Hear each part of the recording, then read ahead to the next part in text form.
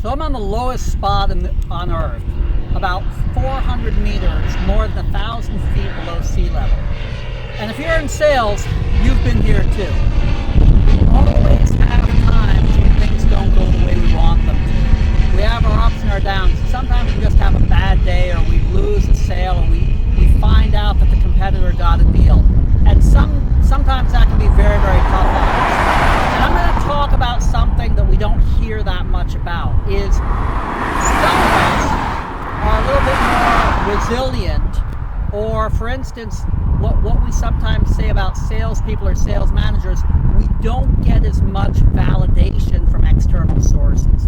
And some of us are like that. For instance, for me, when I have a really bad day, I pretty much never have a situation where the next day I can't get up and start selling. And that's unusual. Very often we have salespeople who are good salespeople who take it really hard, because a lot of very good salespeople get a lot of external validation. And I once had a guy report to me who literally would basically go to bed for a week every time he found out he lost a big deal. He might just roll up in fetal position for a week, wouldn't communicate, and then it would take him about a week, and then he'd be back on his feet.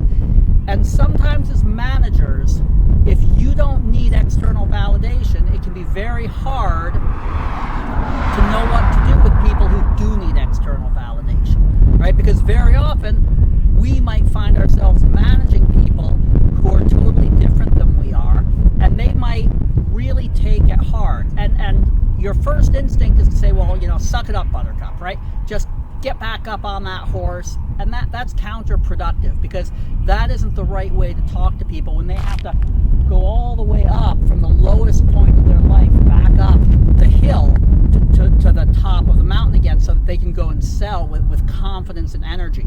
So one of the best ideas I've heard recently from another sales manager was that when you lose a big sale, or you have something that really hits you down, why not call two of your good customers who like you, not to try and sell them anything, just to talk to them, because you can help yourself remember how well people do like you, how well you have been successful, and your previous successes. So as a sales manager, that's a tool for you. You can be understanding and listening, and you can just sort of listen to the salesperson and say, don't worry, take a few days, rest, clear your head. But you can also suggest to them, you know what, why don't you call John, or why don't you call Bob, and just have a conversation with them, maybe take them out for dinner. And remember these people who really like you, who gave you a lot of business, who you were successful with. And that type of thing can help these people who need external validation get back on the horse. So you as a sales manager who might not identify with that too well, this is a good tool for you to help manage those people, because as salespeople, we're always going to be at that low point in our life, and we can't sell until we climb up the mountain back to the high points.